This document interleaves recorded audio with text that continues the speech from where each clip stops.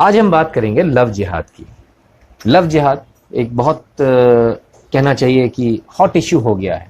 इतना hot issue हो गया है कि हम इस इशू के बारे में जब भी बात करते हैं, बहुत सारे तो हिंदू ही शर्मा जाते हैं, बोले लव जिहाद मतलब ये एक ऐसा मैटर हो गया है कि इसके बारे में बात करने से शायद हिंदुओं को ही शर्म आती, कभी कभी ऐसा लगता है। आज मेरे साथ में दो मेहमान हैं, मैं उन मेहमान से आपका परिचय कराता हूं।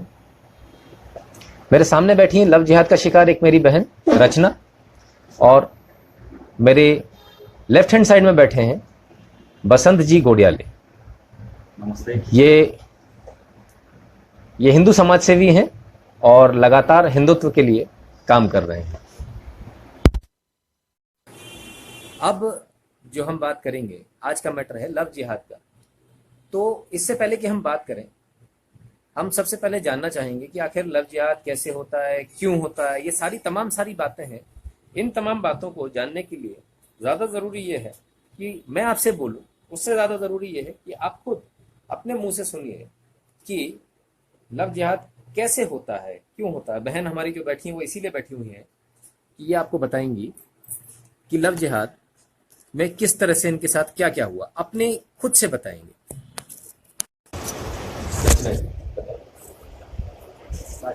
जी जी। अच्छा। मेरा नाम रचना है, मैं KRG कॉलेज में पढ़ती थी। तो मुझे उनकी मुजाहिद नाम का जो लड़का था, उसकी सिस्टर KRG कॉलेज में पढ़ती थी। उसने मुझे राहुल चौहान के नाम से मिलवाया था उस लड़के से। हम लोगों की बातचीत होने लगी।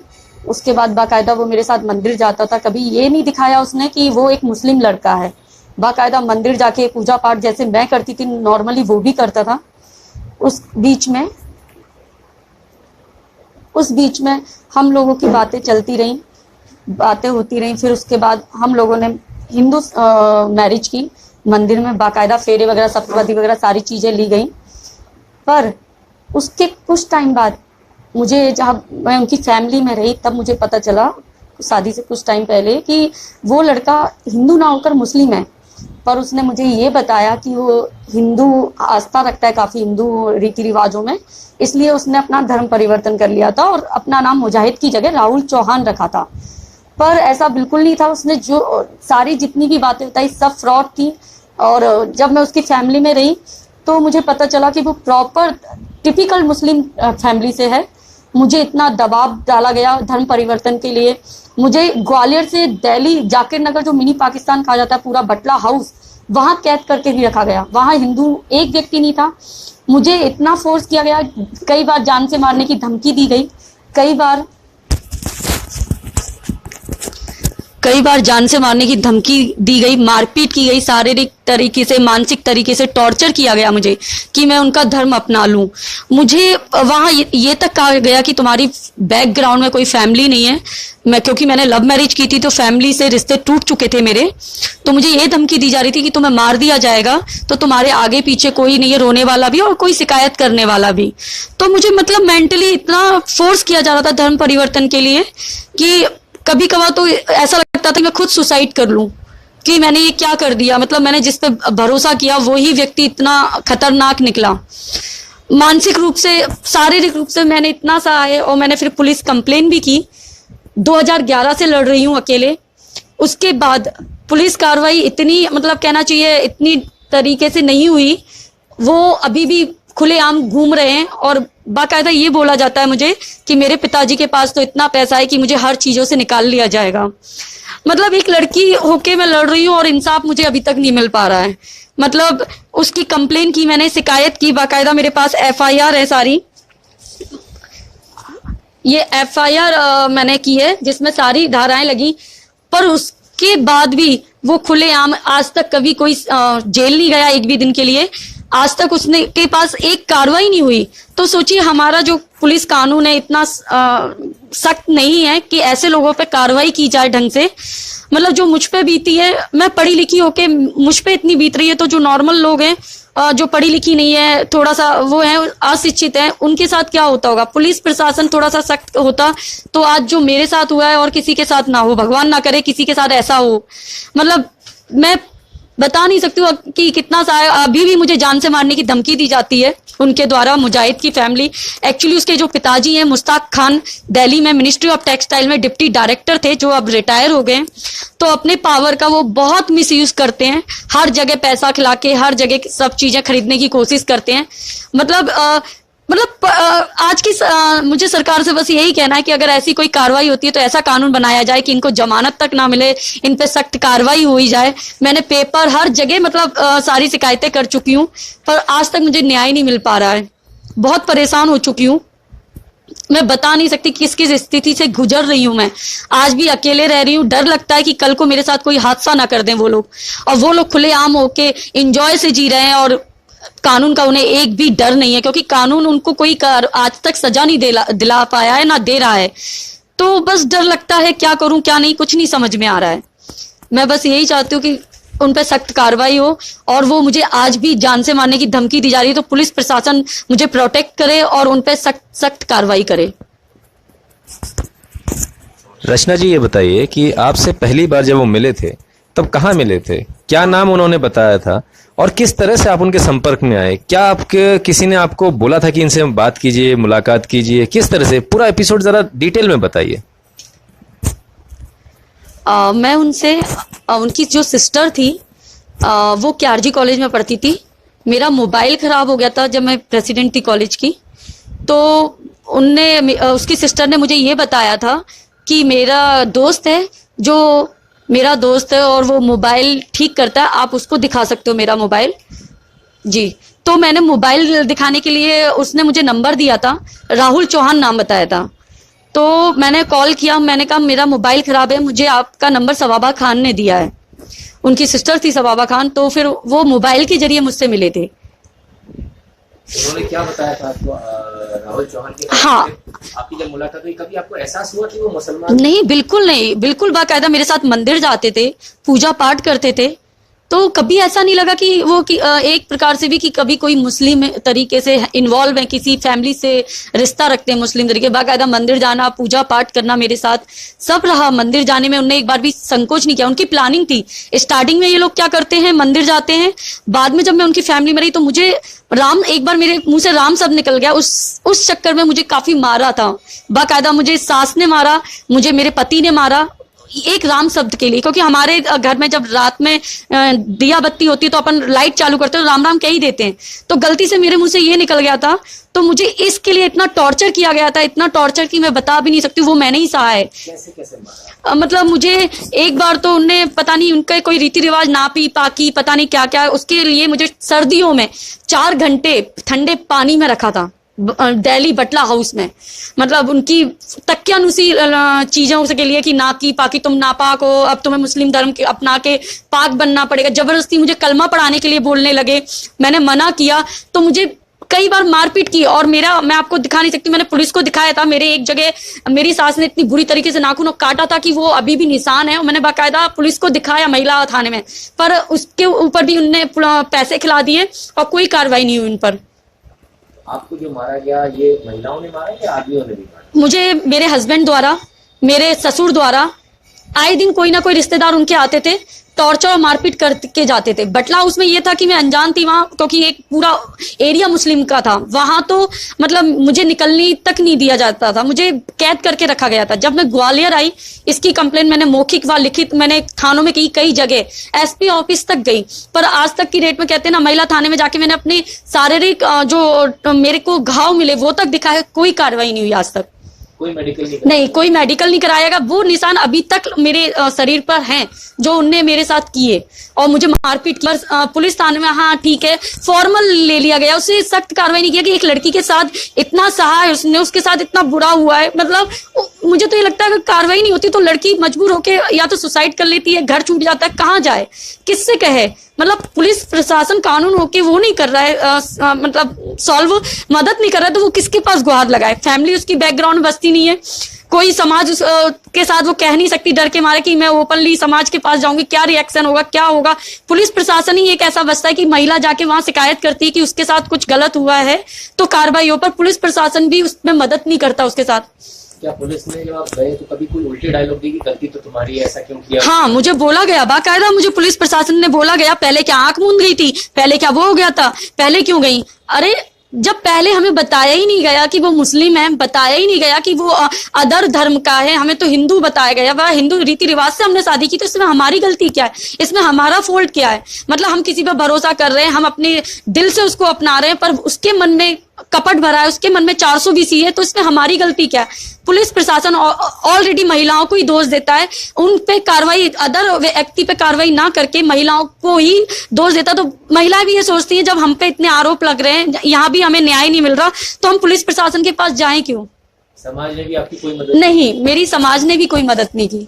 कौन आपकी मदद के लिए आया है? पहले इंडिविजुअल मैंने ही खुद ने अकेले लड़ी हूँ और लड़ती आ रही हूँ, फिर कुछ हिंदू संगठन के लोग भी मेरे साथ जुड़े, जिसके कारण थोड़ी बहुत कार्रवाई हुई मेरे साथ।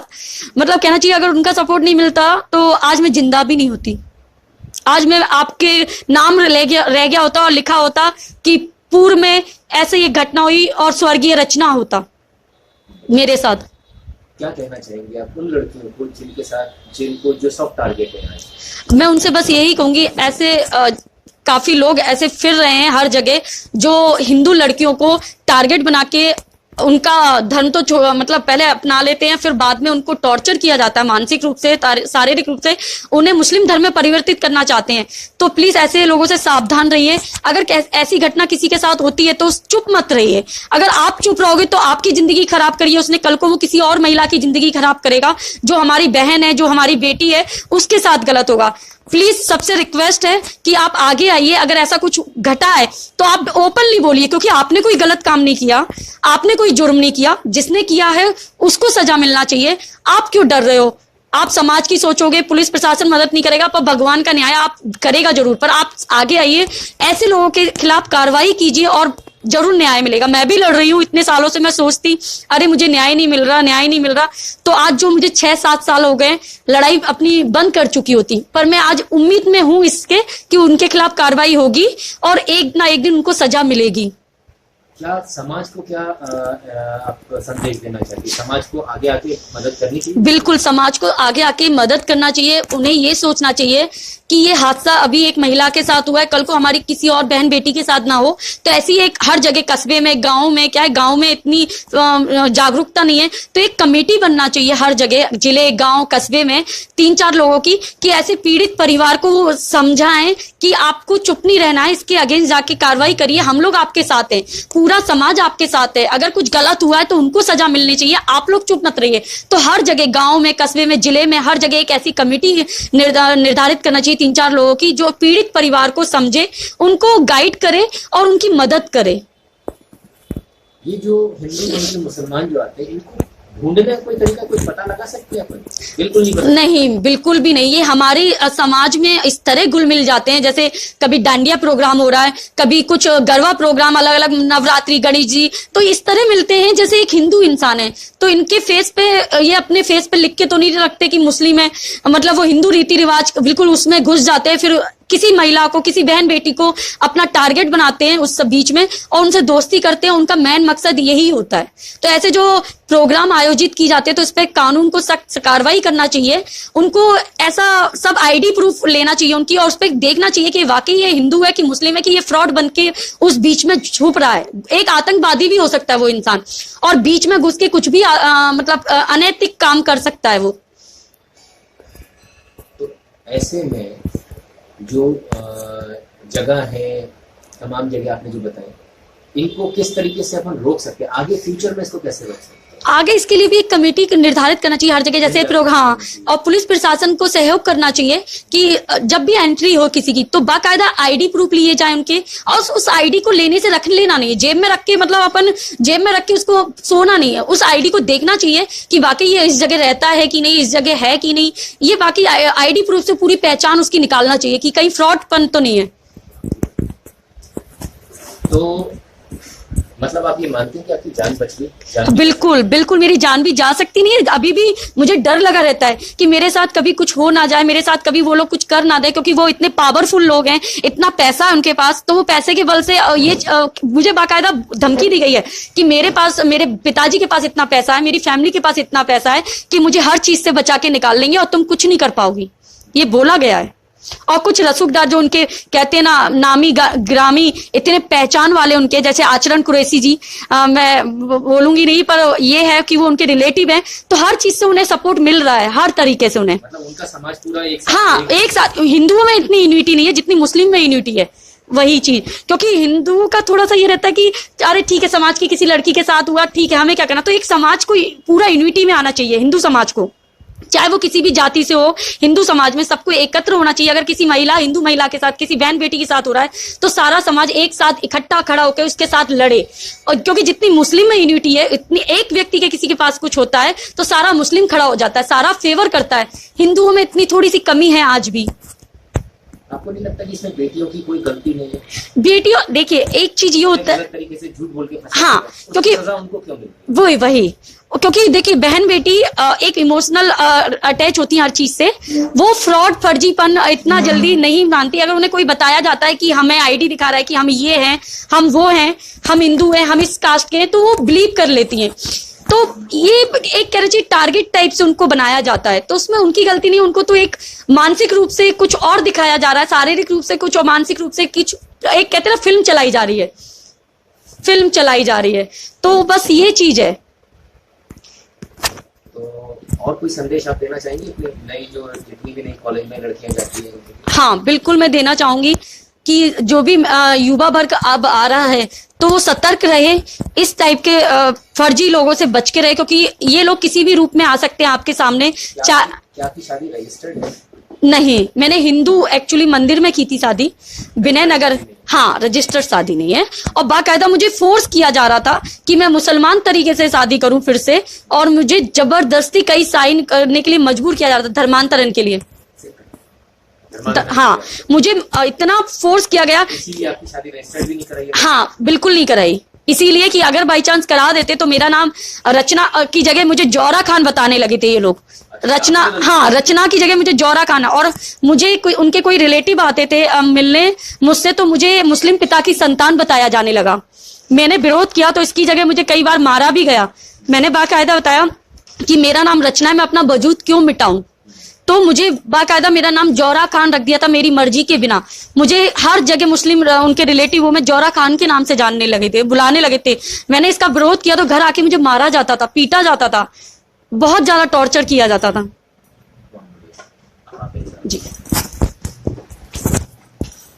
तो मित्रों, ये कहानी थी हमारी बहन रचना की, और आपने देखा किस प्रकार से इन्होंने अपनी पूरी कहानी बताई आपको। मेरे साथ में है हिंदू जागरण मंच के प्रांतीय मंत्री, जिसे हम स्टेट मंत्री बोलते हैं। इस केस में इन्होंने काफ़ी मदद करी थी। बसंत जी गोडियाले इनका नाम है, फेसबुक पर भी अवेलेबल है। यदि कोई बहन हिंदुस्तान में कहीं भी हो और उसको किसी प्रकार की कोई परेशानी हो तो वो इनसे संपर्क कर सकते हैं। ये हर जगह मदद करने के लिए तत्पर रहते हैं, 24 घंटे अवेलेबल हैं। आप इनसे संपर्क कर सकते हैं किसी को भी यदि इस प्रकार की लव जिहाद से रिलेटेड कोई भी प्रॉब्लम है। तो मित्रों, आपने देखा कि किस प्रकार कभी मोबाइल शॉप से, कभी राहुल चौहान के नाम से, कभी किसी और नाम से झूठ बोल बोलकर, हम लोग लव के अगेंस्ट में नहीं है। We are not against love. प्रेम के प्रति कभी कोई उससे अलग नहीं हो सकता, उसे घृणा नहीं कर सकता प्रेम से। बात यहाँ है, ये लव के नाम पर धोखा जो है, अब जो है वो बनकर आइए ना। रहीम है, रहीम बनकर आइए। राम है, राम बनकर आइए। ये तो नहीं चलेगा ना कि आप राम बनकर आते हैं और निकलते बाद में रहीम है, तो ये तो गलत है। इसके बाद मारपीट करते हैं या लव जिहाद का, जैसा अभी हमारी बहन ने बताया, इनके साथ में इनकी जान को भी खतरा है। और ऐसे में सबसे बड़ी प्रॉब्लम यह है कि समाज साथ नहीं देता, पुलिस साथ नहीं देता।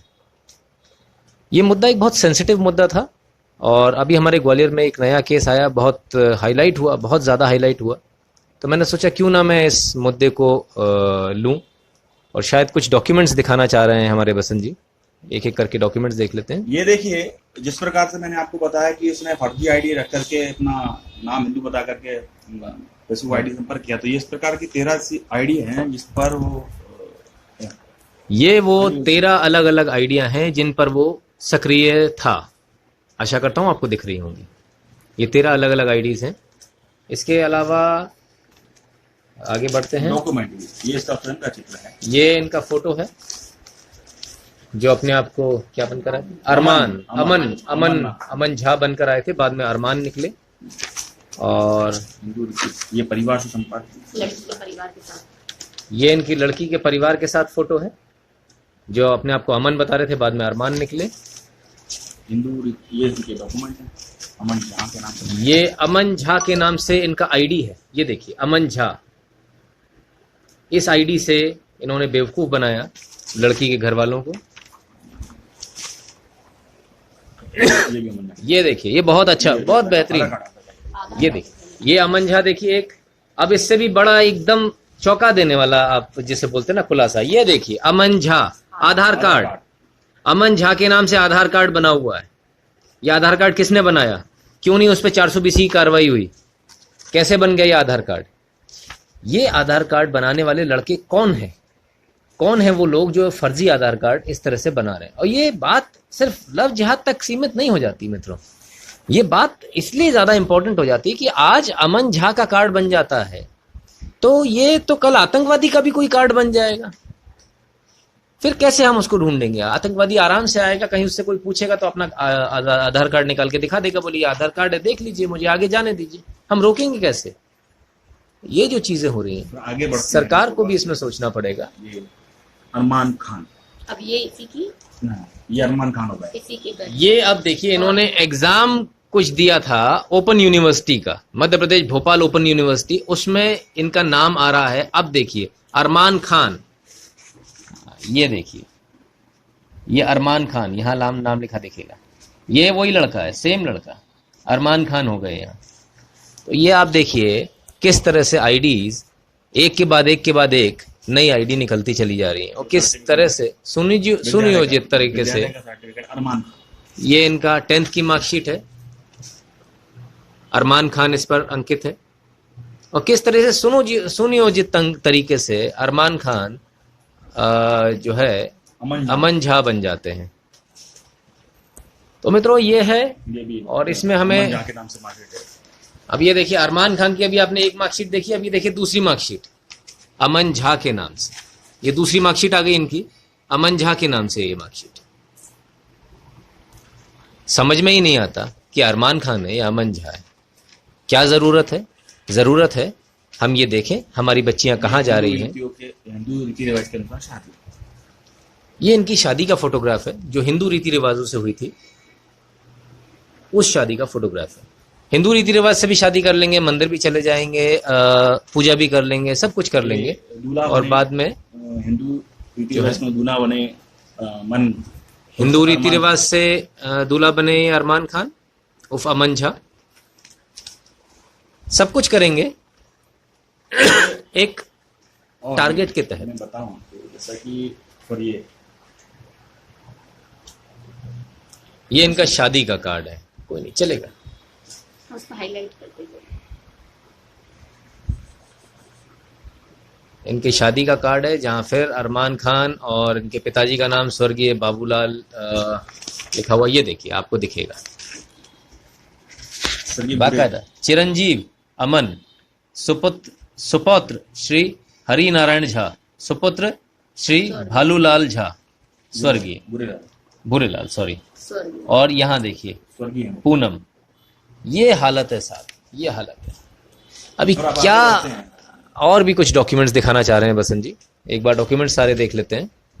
फिर ये आ गए अरमान, मुसलमान। अब ये इन्होंने अपने घर में कहीं शादी चुपचाप इन्होंने कार्ड वगैरह भिजवाए, जो बाराती बुलाए थे उनको ये चुपचाप इन्होंने जश्न प्रोग्राम, और नीचे देखिए ये पूरा, अब ये यहाँ इनका जो है छपा हुआ, ये इनके मुस्लिम रीति रिवाज से आ गया।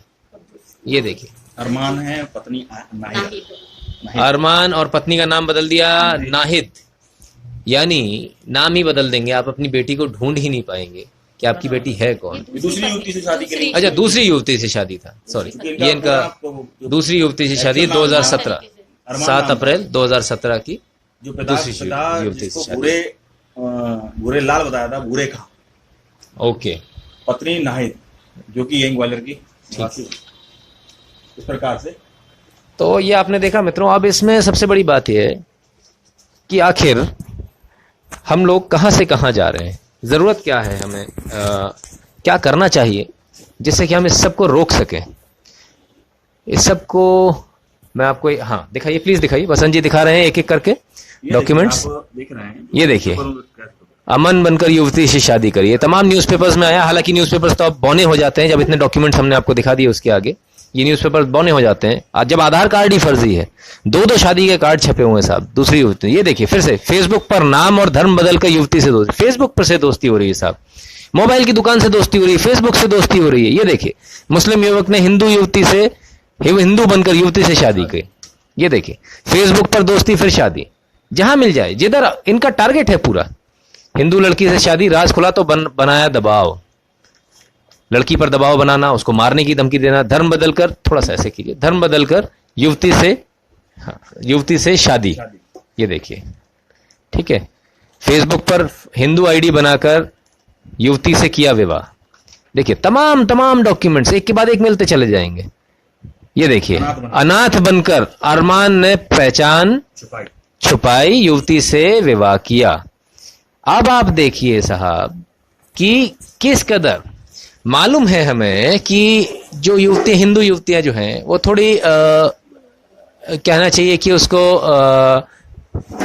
हम लोग थोड़े इमोशनल होते हैं ना, तो इमोशनल है तो मालूम है कि इमोशनल है, तो इमोशनल अत्याचार जिसे बोलते हैं, वो इमोशनल करके किसी भी प्रकार से हिंदू युवतियों से दोस्ती करना, हिंदू युवतियों से दोस्ती करके उन्हें अपने जाल में फंसाना, और जाल में फंसाकर ये आपके सामने नतीजा है। मेरा एक सवाल है तमाम उन मुस्लिम लड़कों से, आपको हिंदू लड़कियों से प्यार होता है, अच्छी बात है, कीजिए, किसी ने रोका थोड़ी है, मैं खुद नहीं रोक रहा हूं आपको, तो अमन बनने की क्या जरूरत है? अरमान, अमन, ये सब क्यों? कुछ का कुछ नाम क्यों आ रहा है? पिताजी का नाम झा हो जाता है यार, ये किस तरह का आपका प्यार है भाई? प्यार तो सच्चा होता है, ये बात साबित करता है आपका कोई प्यार व्यार नहीं है, ये तो आप एक टारगेट के तहत कर रहे हो। और तमाम ऐसी लड़कियां हैं जिन्हें आतंकवादी बाद में बनाया गया, ये अभी इन्होंने, बसंत जी ने बताया आपको। कई लोगों ने बसंत जी का मुझसे नंबर मांगा, तो मैं एक बात स्पष्ट कर दूं आपको, बसंत गोडियाले यदि आप टाइप करेंगे फेसबुक के ऊपर तो इनका प्रोफाइल आ जाएगा, आप लोग इनसे, इनके प्रोफाइल पर जाकर नंबर मांग सकते हैं और इनके इनबॉक्स में जाकर नंबर मांग सकते हैं। यदि इन्हें जैसे नंबर देना उचित लगेगा ये अपना नंबर देंगे, क्योंकि फेसबुक एक बहुत बड़ा मीडिया है और ये तमाम जगह तमाम लोग इसको देख रहे हैं, और मैं नहीं चाहता कि किसी प्रकार से, क्योंकि इनके ऊपर भी कई बार इनकी जान को खतरा हो चुका है, कई धमकियां इनको रोजाना मिलती हैं, कई इनके ऊपर हमले भी हो चुके हैं। मैं नहीं चाहता कि किसी प्रकार से इनके ऊपर कोई और प्रॉब्लम आए, तो जिसे ये उचित लगेगा, जिसको जिन्हें, जो व्यक्ति ने उचित लगेगा उसको अपना नंबर देंगे। यानी अब लव जिहाद से कहां तक बचना पड़ेगा? ब्यूटी पार्लर पे भी देखना पड़ेगा कौन काम कर रही हैं वह लड़कियां, आपकी लड़की जाती है, आपकी बेटी जाती है, सोचना पड़ेगा। ब्यूटी पार्लर में भी देखना पड़ेगा, आपको तहकीकात करनी पड़ेगी, नाम बताओ, क्या उनके भी आईडी मांगने पड़ेंगे? क्या, कहां भेज रहे हैं आप लड़की को, वहां देखना पड़ेगा। नवरात्रों में किधर जा रही, नवरात्रे में जो आपका जो भी इवेंट ऑर्गेनाइजर है उससे मांगिए कि नाम को लिस्ट चाहिए आपके कौन कौन लोग आने वाले हैं, with Aadhaar card, with mobile number. खाली नहीं चलेगा, जहां जा रहे हैं अपनी बेटियों से बात कीजिए, डरे नहीं आपसे, डरेंगी तो ये गलत कदम उठेगा, जब डरेंगी तभी ये सारी प्रॉब्लम आएगी। उनसे बात कीजिए। किटी पार्टीज जो होती हैं महिलाएं, उसमें इसकी चर्चा करें कि किस प्रकार से इस तरह से हिंदू युवतियों को या हिंदू लड़कियों को फंसाया जा रहा है, आप भी चर्चा कीजिए। और जहां जहां हो सकता है, किटी पार्टी है, आपकी तमाम क्लब की पार्टियां हैं, इनमें इस मुद्दे को उठाइए। बेटी आपकी भी है, आपको भी सोचना है, इसको सोचिए, यह आपके सोचने का विषय है, आपके एक्शन लेने का विषय है। हम नहीं कह रहे हमें कहीं लड़ने जाना है, हम इसकी बात नहीं करते, हम लीगल फ्रेमवर्क में काम करने वाले लोग हैं।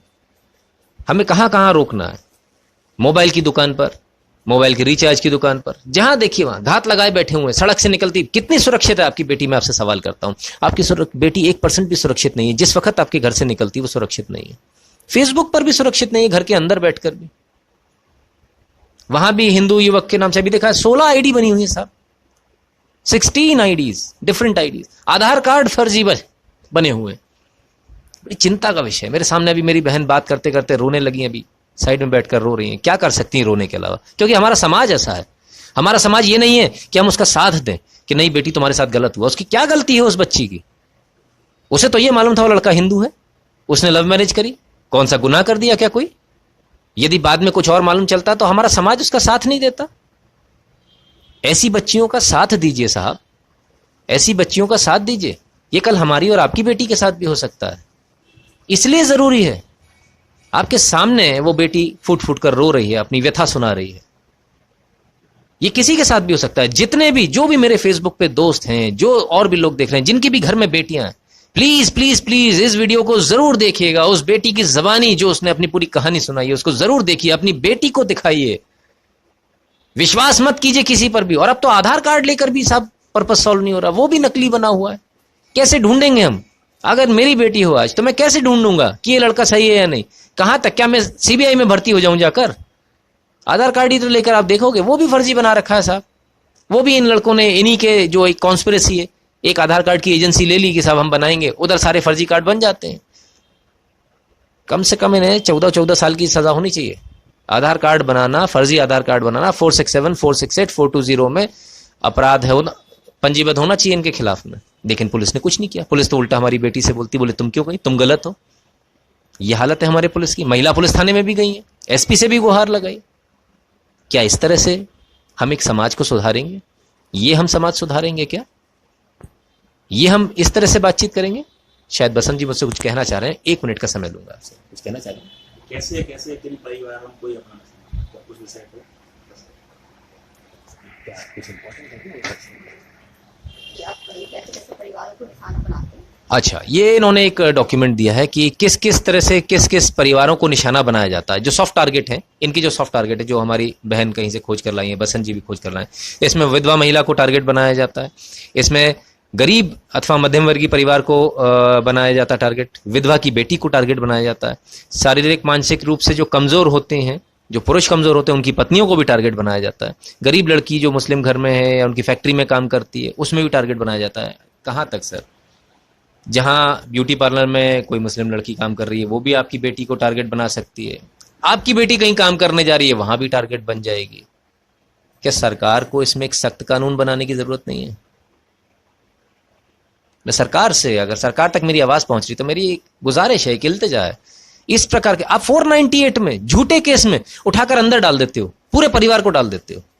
सर इसमें भी कुछ ऐसा कानून बना दो ना। जब बेटी आए और ये कहे कि ये मुझसे लव जिहाद हुआ है, तो पूरे परिवार को अंदर डाल दीजिए। ये माँ बाप की जिम्मेदारी थी ना कि बताते नहीं हमारा बेटा मुस्लिम है, वो तो हिंदू बनकर शादी करने चले जाते हैं। पूरा परिवार मिला हुआ है, पूरा समाज मिला हुआ है। जैसे अभी मेरी बेटी ने, बहन ने बताया कि पूरा समाज मिला हुआ, उनके साथ पूरे मुस्लिम्स उनके साथ खड़े हो जाते हैं। आज इसकी जान को खतरा है। ये अभी कैसे आई है मेरे पास में मैं जानता हूं, और इन्हें सुरक्षित घर पहुंचाने की जिम्मेदारी हमने ली है। हमें इन्हें सुरक्षित घर भी पहुंचाना है अभी। तो इतनी समस्याएं हैं साहब। ये बेटी आज घर से नहीं निकल सकती। इसको कभी भी मार दिया जाएगा, क्योंकि ये जीता जागता सबूत है ना। सबूत को नष्ट करने के लिए इसको मार दिया जा सकता है। ऐसा इन्होंने मुझे बताया। इनको धमकियां मिल रही हैं, इनको मिलती हैं बसंत जी को। कई बार मुझसे डिस्कशन हुआ, कई बार मुझे इन्होंने बताया कि साहब ये देखिए इस नंबर से धमकी आई है, फला आदमी धमकी दे रहा। कई बार हमले करने का लोगों ने प्रयास किया, ये बचकर आ गए। तो ये कई बार चलता रहता है। और आगे बताता हूँ, मुस्लिम बहुल में क्षेत्र में रहने वाले परिवारों का जो वो टारगेट होते हैं, जो सहेलियां हैं उनको ये लोग टारगेट करती हैं। मुस्लिम लड़कियां, मुस्लिम के मकान में रहने वाले हिंदू महिलाएं, उनको टारगेट किया जाता है। हिंदू लोगों के घर में रहने वाले मुस्लिम्स उनकी बहन बेटियों को टारगेट करते हैं। मुसलमानों के किराएदार वाले परिवार, मुसलमानों के घर में नौकर नौकरानी रखने वाले हिंदू परिवार, आपके घर में ड्राइवर भी हो सकता है, आपके घर में कोई नौकर भी हो सकता है। अभी ड्राइवर का केस है ना, वो रिया दिल्ली वाला, याद है? स्कूल में पढ़ाने जाती थी, जिसने उसको चाकू मारे थे वो कौन था? उसी वैन का ड्राइवर, वो मुस्लिम था। ठीक है, तो ऐसे बहुत सारे केस हैं। सह शिक्षा, संपन्न मुस्लिम परिवार में रहने वाले हिंदू परिवार, फोन रिचार्ज, कॉलेज, ये ब्यूटी पार्लर, जैसे मैंने अभी आपको बताया, पीसीओ, ड्राइवर आदि।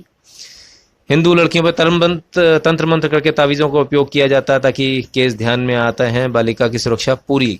साहब ये हालत है इस देश के अंदर कि बहुत लंबी लिस्ट है। यदि मैं इसको पढ़ता जाऊंगा तो मैं शायद इसके लिए एक अलग से आपको एक पोस्ट बनाकर डालूंगा। और आप सबसे उम्मीद करता हूं कि आप बसंत जी, जिसको भी ऐसी समस्या हो, बसंत जी से जुड़े। मेरा एक सिर्फ एक कहना है कि हम किस देश में हैं। ये देश हमारा देश है ऐसा लगता ही नहीं है। ऐसा लगता है हम पाकिस्तान में आ गए, वहां उठा के ले जाते, बस यहाँ उठा के नहीं ले जा रहे। हाँ बिल्कुल, उनकी महिलाएं भी शामिल होती हैं। मैंने आप सबके सामने आज एक बहुत गंभीर मुद्दा रखा। गंभीर मुद्दा इसलिए रखा, कल मेरे भी बच्चे बड़े होंगे, आपके घर में भी बेटी है, आपकी बेटी मेरी बेटी है। तो मेरा फर्ज बनता है कि मेरी व्यूअरशिप है, लोगों ने मुझसे बोला कि साहब आपकी लोग सुनते हैं, आपकी व्यूअरशिप है, आपको लोग सुनते हैं, तो कृपया करके आप इस मुद्दे को उठाएं। मैंने मुद्दे को पहले देखा, उसकी छानबीन करी, और जब इसको सही पाया तब मैं अपने लाइव पर लेकर आया, बसंत जी को लेकर आया, अपनी बहन को लेकर आया। तो जब ये सामने दिखता तो बड़ा कष्ट होता है। मैंने आज आपके सामने बात रखी, आप सबने मेरी बातों को सुना, बहुत ध्यानपूर्वक सुना, अपना इतना लंबा समय दिया अपने व्यस्त शेड्यूल में से निकाल के। इसके लिए आप सभी का बहुत बहुत धन्यवाद। एक चीज जाते जाते एक चीज और बताऊं, एक लिस्ट बनाई गई है, एक लिस्ट है जिसमें कि बाकायदा कितने पैसे किसको मिलेंगे। यदि सिख लड़की को फंसाते तो 9 लाख रुपए मिलेंगे, पंजाबी हिंदू लड़की को फंसाते 3 लाख रुपए मिलेंगे, हिंदू ब्राह्मण लड़की को फंसाते 7 लाख रुपए मिलेंगे, हिंदू क्षत्रिय को फंसाते 6 लाख, हिंदू वैश्य को 5 लाख, हिंदू दलित लड़की को फंसाते 2 लाख, हिंदू जैन लड़की को 4 लाख और बौद्ध लड़की को फंसाते हैं तो 2.5 लाख रुपए। ये रेट लिस्ट है साहब लड़कियों को फंसाने की। ऐसा मैं नहीं कह रहा, ये रेट लिस्ट तमाम जगह अवेलेबल है, सोशल मीडिया पे भी अवेलेबल है, आप लोग तमाम बार देखते होंगे। कि अभी किसी ने बताया, कमेंट किया कि जो बाबा हैं तंत्र मंत्र करने वाले, मेरा ये कहना है आपको अपने भगवानों पे भरोसा नहीं जो आप वहां चले जाते हैं। क्यों जाते हैं मज़ारों में बाबाओं के पास, मत जाइए। चलिए मित्रों, आप सबने मेरी बात को ध्यान से सुना, अपने कीमती समय में से इतना समय निकालकर हमारा लाइव देखा, मेरी बहन को सुना, इसके लिए आप सबका बहुत बहुत धन्यवाद। और अगले रविवार फिर से कोई ज्वलंत मुद्दे के साथ, कोई नए खुलासे के साथ फिर से हाजिर होंगे, सबूतों के साथ हाजिर होंगे। आप सभी मित्रों का बहुत बहुत शुक्रिया, बहुत बहुत धन्यवाद। आपने इतना कीमती समय अपना हमें दिया, हिंदुत्व को दिया, हिंदू समाज को दिया, अपनी बेटियों को दिया। हम सबसे ज्यादा ये समय आपने अपनी बेटियों को समय दिया, अपनी बेटियों के लिए, ये आपकी अपनी बेटियों के लिए, ये देखने के लिए जरूरी है। ये वीडियो उनको भी जरूर दिखाएगा। इस वीडियो को मैं अलग से YouTube पर उतना ही पार्ट काट कर मैं अपलोड करूंगा। आप अगर पूरा वीडियो नहीं देखना चाहते हैं तो सिर्फ उतना वीडियो देख सकते हैं। आप सभी का बहुत बहुत धन्यवाद, शुक्रिया मित्रों। आपका दिन शुभ हो, इसी कामना के साथ आपसे इजाजत लेता हूं। नमस्कार।